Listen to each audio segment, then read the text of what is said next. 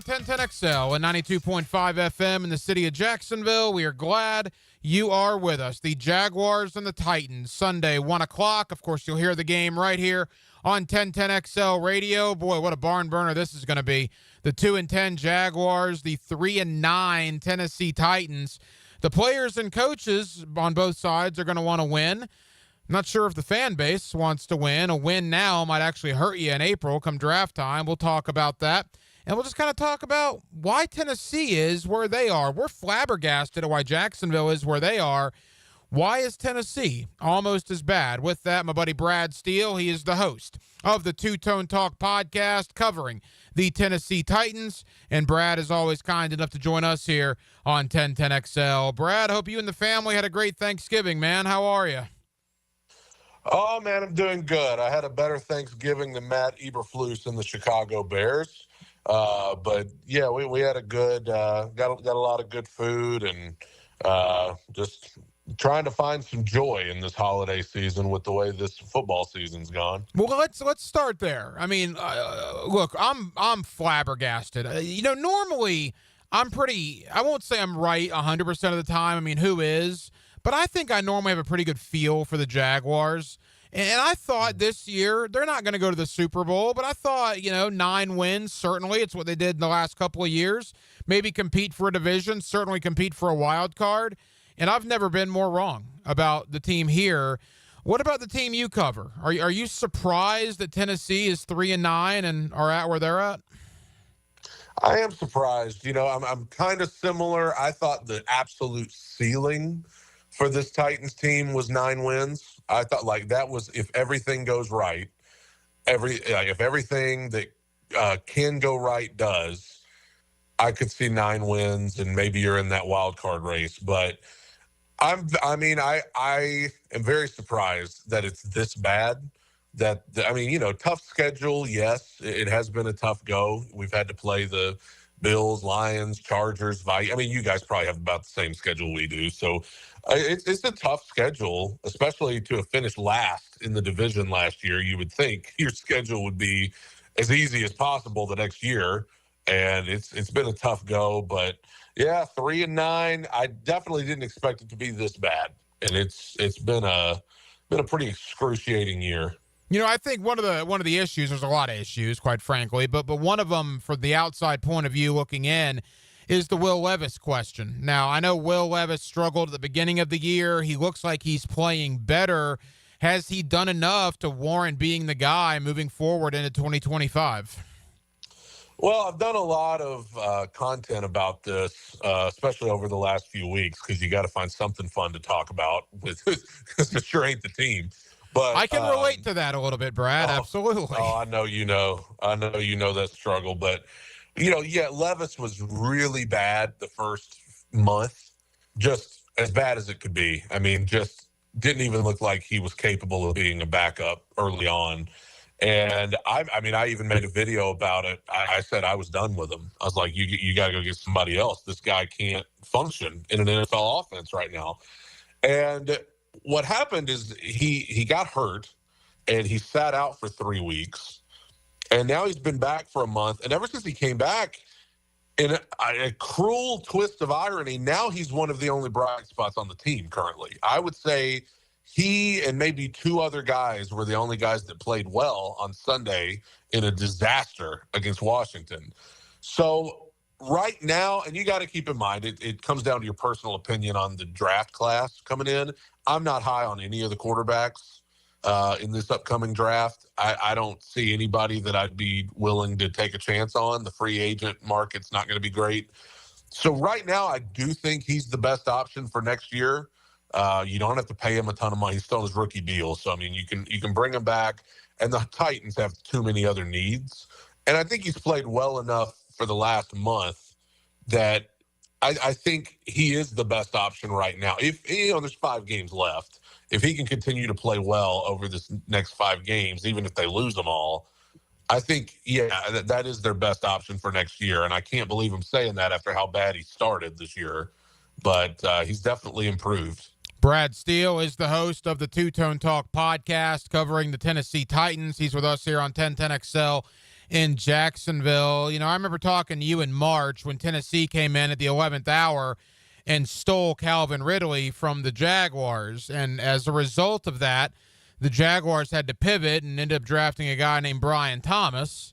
And I think that's actually worked out pretty well for the Jaguars moving forward. What about Calvin Ridley? How would you assess year number one for him in Nashville? First, it sounds like I'm a broken record because I'm going to say the same thing about him I said about Levis. He started off, it was rough, and there were a lot of fans saying, well, why did we pay this guy? Because it just, the numbers weren't there. I mean, he just wasn't getting the ball, had a couple of drops, but I do think the quarterback situation was obviously playing a role in that. And ever since the Detroit game, which was, we got clobbered by the Lions, and I think y'all did too, but I think everybody's getting clobbered by the Lions. Yeah, I think we actually got beat worse than you did, which was hard to imagine. Well, we both let them put up 50. The Lions game, he finally, it's like it clicked with him, and he turned it on.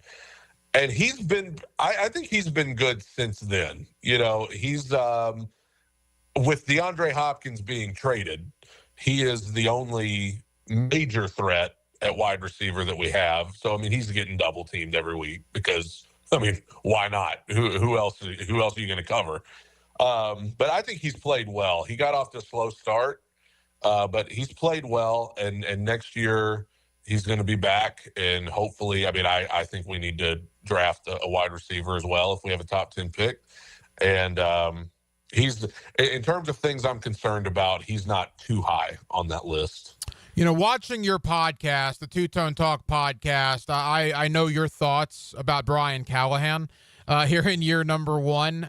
For people that have not seen your podcast, look, 3-9 and some questionable decision making. He's not going to be one and done, certainly, but is the pressure already going to be on him in 2025 there in Nashville? Absolutely. I know you've had Tyler Rowland from Locked On Titans on before, and I echo his sentiments about it that he said on his podcast. It's been bad enough at times this season that he's going to be on the hot seat going into next year. If you get halfway through next season and it's not any better, he's out of there. And it's that never-ending struggle of first-time head coach, rookie head coach. You kind of wonder how patient you should be, how long of a leash should you have for the guy. There's certainly been fans that have been wanting to fire him since week 2, but it's been a lot. You look at Sunday against Washington. You follow up a big win on the road against Houston, an emotional win that you feel like could be a building block for you. And you follow it up with this game against the Commanders where you come out totally flat, completely no energy at all.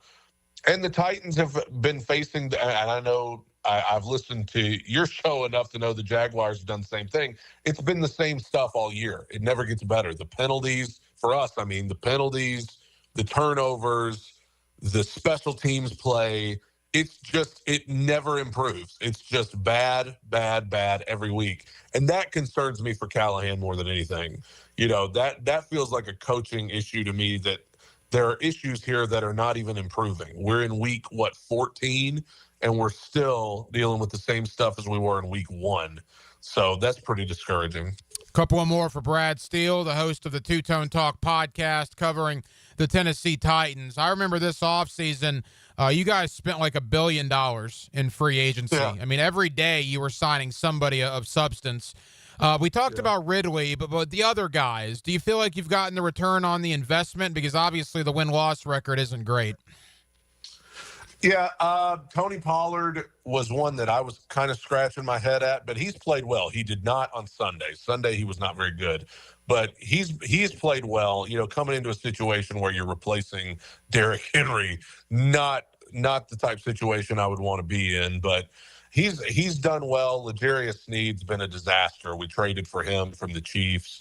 He's been on. I mean, he's on IR now. He hasn't played since I don't even know the last time he played. I think it was week 6, maybe was the last time he played. Cheeto Awuzie, that's a corner we brought in who's been on IR since week 3. He's coming back against you guys this week. So congratulations. If you're going to the game, you get to see Cheeto Awuzie. But is this Sunday in Nashville? It is in Nashville. Yep. Well, you get to watch it on TV, I guess. But, other than that, Lloyd Cushenberry was doing a good job at center. He got hurt. He's on season-ending IR, tore his Achilles. So injuries have played a part in it. But ironically, Calvin Ridley has ended up being one of the better free agent signings. I'd say him and Tony Pollard have been, 2 of the better free agent signings that the Titans made out of all those moves. But, yeah, the L'Jarius Sneed thing is the one that stands out like a sore thumb because he was supposed to totally reinvigorate the secondary, and it's hard to do that when you're not in the game. So, Brad, as we begin to wrap up, look, here in Jacksonville, obviously the players are going to want to win. The coaches are going to want to win, and that might be the extent of it. I don't know many other people here that want to win because a win now at this point is bad. The Jaguars have officially been eliminated from the playoffs. You guys obviously are not far behind. I know you know that. Right. Yep. Do the Titan fan base, are they looking at these last 5 games as they want to win, or are they already thinking about 2025? I think there are certainly fans who see the merit in getting a couple of wins because Callahan's a first-time head coach. Levis is a young quarterback. If these guys are going to be back next year, it's good to figure out how to win some games, even if they're meaningless games at the end of the day. But also, we're at a time of year where, like you said, the Jags are eliminated. The Titans could be eliminated this very week. This is actually a pretty big game if you're looking at the draft. These 2 teams are going to be up there probably. And there's definitely people looking at that draft position coming out every week and saying, hey, maybe we need to start losing.